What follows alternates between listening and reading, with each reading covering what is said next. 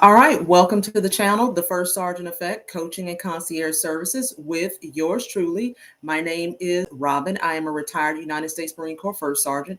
And remember, we offer coaching and concierge services if you need them. Check out the website, which will be down below. So this video is going to be about why children do not report when they have been assaulted. And unfortunately, there has been a rise consistently, it seems, of children being assaulted. So we're going to look at a particular website from childsafehouse.org that gives us the top 10 reasons why children do not report being assaulted. So give me a quick second here to get that information on the screen. Okay, here we go. So it is estimated, as we can see here from this statistic, that between 1 in 4 children to 1 in 10 children will become a victim of sexual abuse before turning 18 years old. Wow, really unfortunate. And as we can see here, it says one estimate cites that 73% of children don't disclose sexual abuse for over a year. 45% don't tell anyone for 5 years, and others never disclose their abuse. So unfortunately, out of the 1 in 4 children, a lot of them do not even ever tell anybody about what happened to them. And unfortunately, that's why we have a lot of problems within society, in my opinion, is the children are being victimized and damaged, and their innocence is being stolen. And then they in turn are growing up to be damaged adults who are harboring and carrying a lot of trauma. So let's go ahead and jump into the top 10 reasons here. So it says here, number one, keep it a secret. So the predator is encouraging the child to keep what happened a secret. And it says that these predators are master manipulators, as we can see. So we definitely want to make sure, it says here, a safety tip: teach the children the difference between secrets and surprises, which are good fun things like birthday gifts or family celebrations. Inform the children to never keep a secret about something or seeing or doing something to a private part of their body. So a very good tip for us to educate the children on. So again, the predators are master manipulators according to the data, and we need to make sure we tell the children the difference between keeping secrets versus what is a surprise. So let's roll into the second reason why children don't report: fear and threats. It says that the predators instill fear into the child victim and even threaten them. It says here in the article that the threats will be physical harm to the child's parents, siblings, friends, or even the child's pets. Now, it's already horrible that this individual is a predator. They're assaulting children. They're making threats. And on top of making threats, not only are they making threats to harm the child, the family, and those that are surrounding the children, but now they're a disgusting human and threatening to harm the child's pets. Now, we all know that children love pets for the most part, and just that threat alone will probably have the child paralyzed with fear, and they won't tell anything at all that happened to them. So the predator, just another example that someone that does this is again a piece of scum. But we'll go ahead and continue. And for this particular number two, as far as the fear or threats, we get another safety tip down here below. And that safety tip says, establish an environment where children can openly talk with you about times they have been scared or worried. Clearly, let them know that they should come to you or another safe adult that the children can trust, even if it's outside mom and dad, uncle, aunt, somebody that the children can trust, right? And if someone ever threatens them or someone in their lives, because again, we already kind of discussed that the predator is going to threaten the child's family, siblings, and even the pet. So again, the child is paralyzed with fear and will definitely be too afraid to come forth and report what may have happened to them because of the fear and threats. Let's roll into number three here. So number three, I don't know how or who to tell. So it says, imagine how you would feel describing to someone the details of your last sexual encounter. Would you feel uncomfortable? Would you know what to say? Would you be selective about the person to whom you recounted the experience to? Now imagine a young child or even a teenager trying to find the words to describe their experience of abuse. For younger children, this is often difficult if they do not know the proper names of their body parts or understand body safety practices. Got to teach the kids body safety practices. When I have a 25-year-old, so when my son was toddler age and going to daycare and things like that, I would always tell him, if somebody touches the 5 parts that I identified on your body, you need to tell me ASAP. As soon as you see me, you need to let me know. I said, because nobody should be touching those 5 parts. And I would tell him his mouth, either of his hands. I don't want somebody putting their body parts in his hands, right? His front private part or his back private part. So that's 5 spaces total. No adult should be touching you in that space. And I would always preach that to my son when he was smaller. And like I said, subjected to being in this age bracket where these children are being victimized. So our safety lesson for the third reason why children do not report is, when talking to kids about sexual abuse prevention, teach the proper names of the body parts at a very young age. They said it's never too early to start teaching children important body safety concepts, starting with identifying the names and location of their private body parts. Now, every adult may not be comfortable teaching their children, their young children, about their body parts at a young age, but I'm just going to say, try to do something and have some kind of conversation with the child, because we see these predators are taking advantage of these kids younger and younger. And so the child needs to at least know how to articulate to the parent that something has happened to them, that somebody has touched them or something along those lines. So have some kind of conversation, even if you as a parent don't want to talk about or start telling the child about their body parts. So rolling into number 4, the blame game. Again, it says predators are master manipulators and will often lead to a child to believe that the abuse is all the child's fault. Horrible. Absolutely disgusting, repulsive, and horrible. It says a child is told that he or she is the reason behind the abuse and the child made the predator do it. This is really getting me enraged right now just to read this. Again, just despicable humans to do something like this. But this is why we need to have these conversations, so we can educate our children and we can know what these predators are doing, what they are telling the children, so the children can be protected. We got to educate them. So our safety tip on this particular number 4 here, the blame game, is, when teaching body safety principles to your children, reinforce that it would never be a child's fault if someone asked to see or did something to their private body parts for no good reason or to just play a game. Now, they mention that because that's, again, a part of the manipulation tactic that these predators do. They will tell the children that they're playing a game and get the children to undress or, again, touch their body parts inappropriately, things like that. So we have to make sure that we're educating our little ones on things to look for and signs so they can report to us when something happens. Let's roll into number 5. Grooming. We've heard a lot about this in the last several years. Grooming. It says another predator behavior is grooming, which is a process of earning a child victim's trust and compliance. Predators groom their victims for 2 reasons. Testing the waters. The predator wants to see how a child victim may react or respond to advances. Disgusting. A child is too young to even know what an advance is, but unfortunately, the predators are trying this on the children.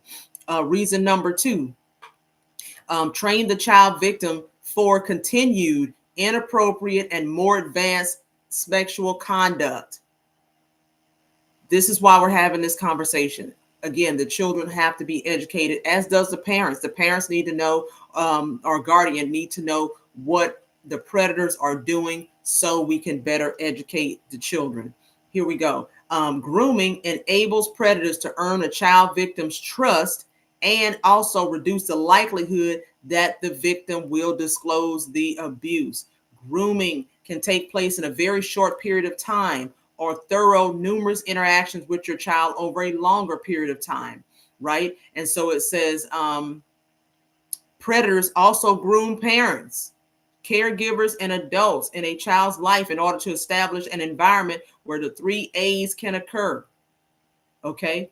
Um, and let me roll back up here. This is the three A's that they are talking about here. And that is having access to the child, alone time, and authority. A lot of reports actually state that children that have or will be assaulted, the predator that is going to assault the child is already in their sphere, whether that's a teacher, a preacher, a coach, unfortunately, a step parent, some other adult, but they are already in that child's sphere. So we have to be vigilant and mindful of who we have around our children.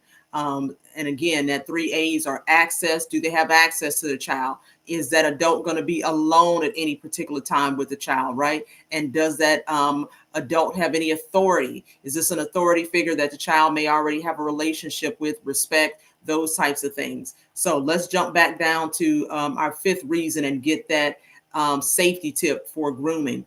So it says, let the child know that if someone treats them differently, often in a good way, right? Buying them gifts for their birthday, and they're the only child that this human or this adult may have bought a gift for. Just different things like that, making the child feel extra special, right? By giving them special gifts or favors not offered to other kids. I just said that the child should let you know or another safe adult know what is happening. It's paramount that the child is educated on not keeping secrets, which we discussed on the earlier tips, right? That's why we need to know, or the child needs to know, to report to the parent that some adult gave me a birthday gift, or the coach did something special for only me. These are signs. So please, please, please make sure the children are aware, and in turn, telling the adult. So let's move into our sixth reason.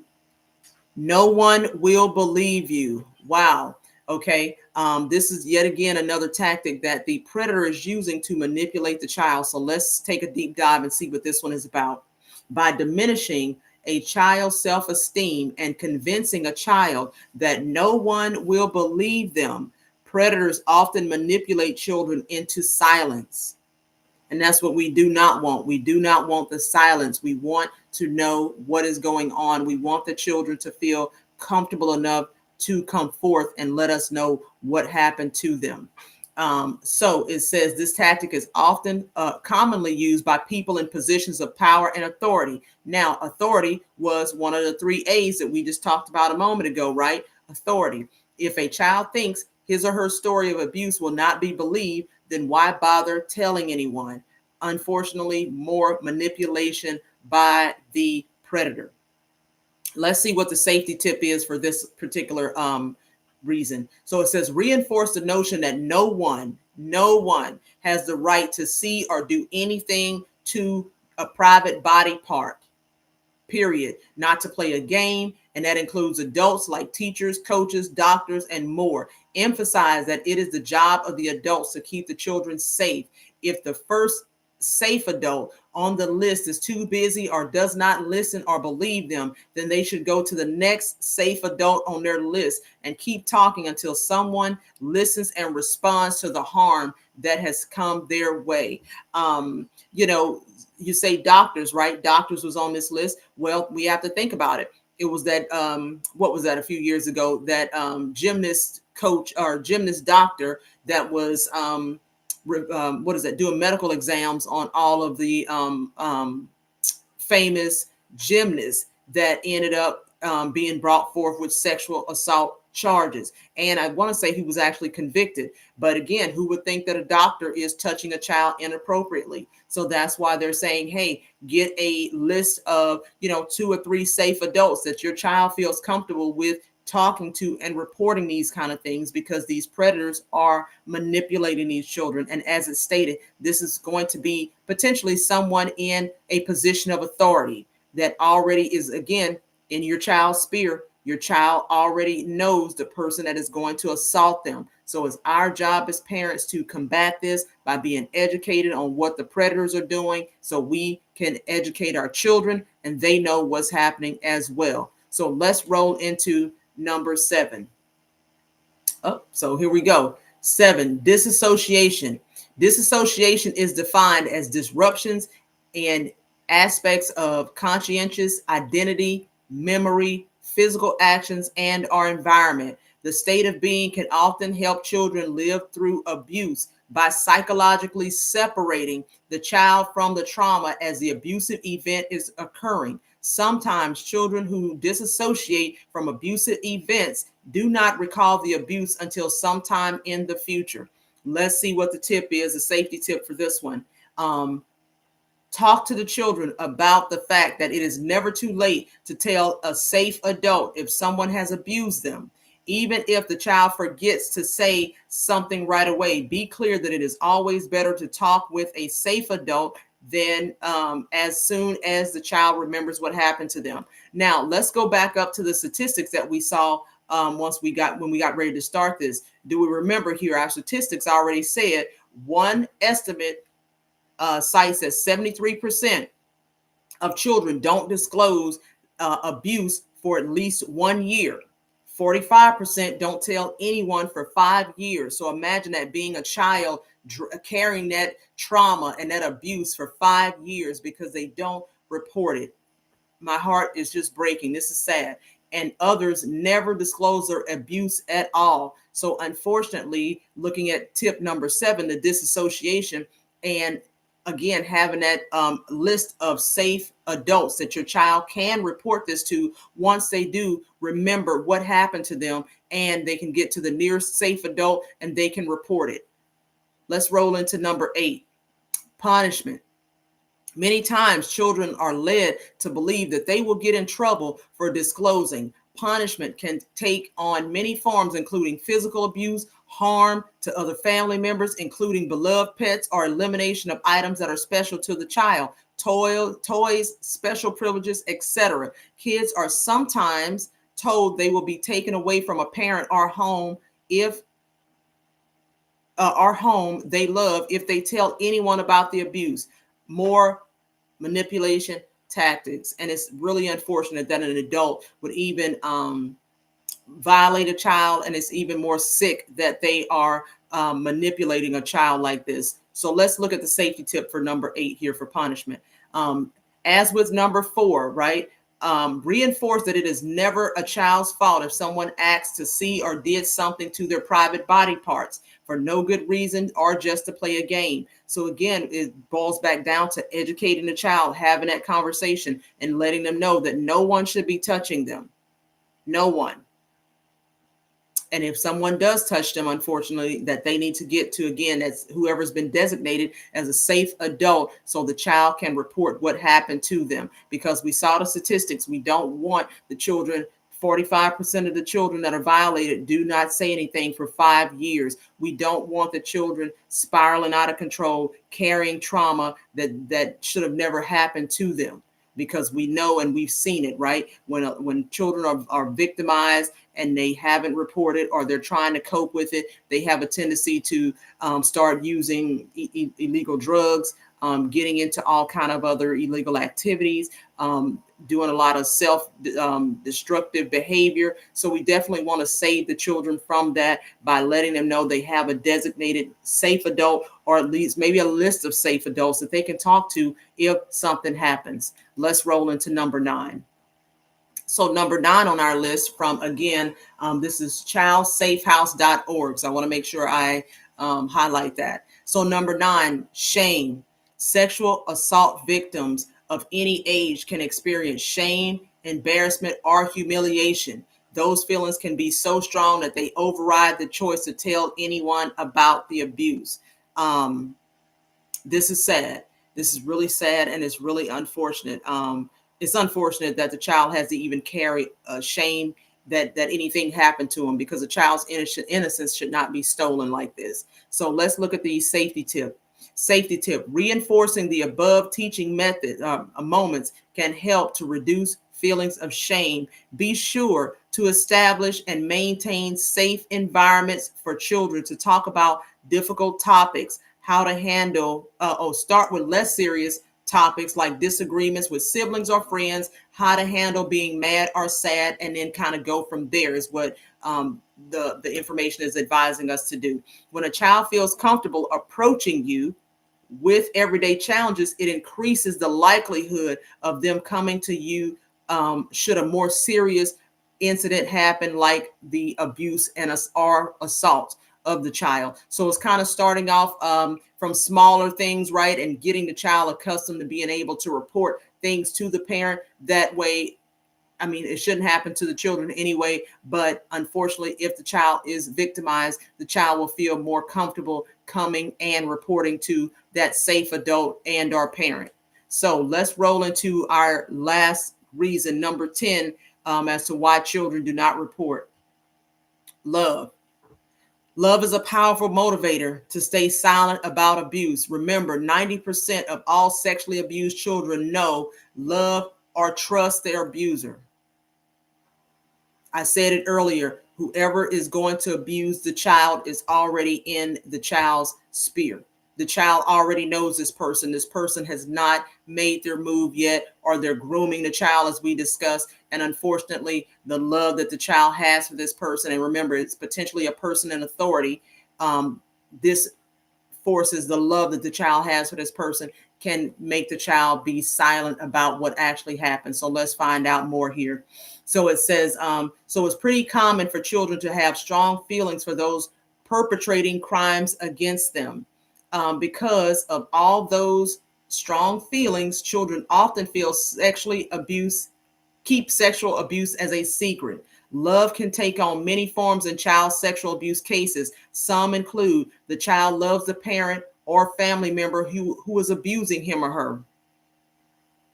The child wants to protect mom, dad, grandma if that person's partner is molesting the child. Wow. The child should not have to bear that level of responsibility. A Romeo-Juliet scenario exists where the child thinks he or she is in love with the older predator. Did we see how demented the manipulation and the tactics that these predators are using are?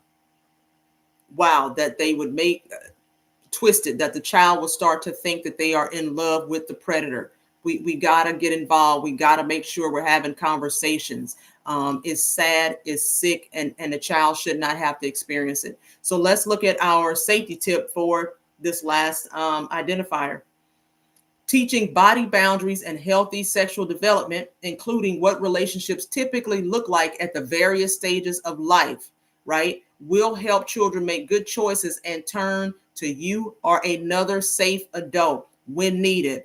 Additionally, including yourself as someone who is not allowed to touch the child for no good reason reinforces the concept that even those you love and who love you must play by the same rules of body safety. Absolutely right.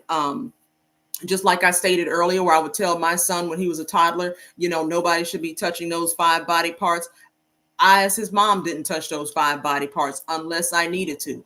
For example, how I said nobody should be, putting anything in his mouth and touching his mouth per se. I would only touch his mouth area if I need to wipe his mouth. For instance, we know a lot of the times when children are eating, they have crumbs around their mouth and things like that. So sometimes we have to wipe their mouths as parents, just teaching them how to, eat when they're really young. But yeah, so this is the top 10 reasons why children do not report when they are victims of sexual abuse. Really unfortunate. I hope out of these top 10 reasons, we got some information that will help us, and information that we can use and sit down and talk to the children about. That way the children, again, are educated, because again, the predator is already in the sphere. The predator already knows your child. The predator is already someone that your child engages with. Again, the 3 A's. Access. Does the predator have access to your child? Does the predator have alone time with your child? And is this person a person in authority? Because we already said 90% of the people that assault the children are somebody that is in a position of authority. So, hey, I'm going to wrap it up. I will put the link for this particular article in the bio and in the description below. Hopefully, we got some education out of this. Protect the kids. They shouldn't have to go through this. And unfortunately, as I stated earlier, this type of assault and violence on children has been on the rise. Protect your little ones. Predators are out there lurking. This is Robyn for the First Sergeant Effect. I will see you in the next video.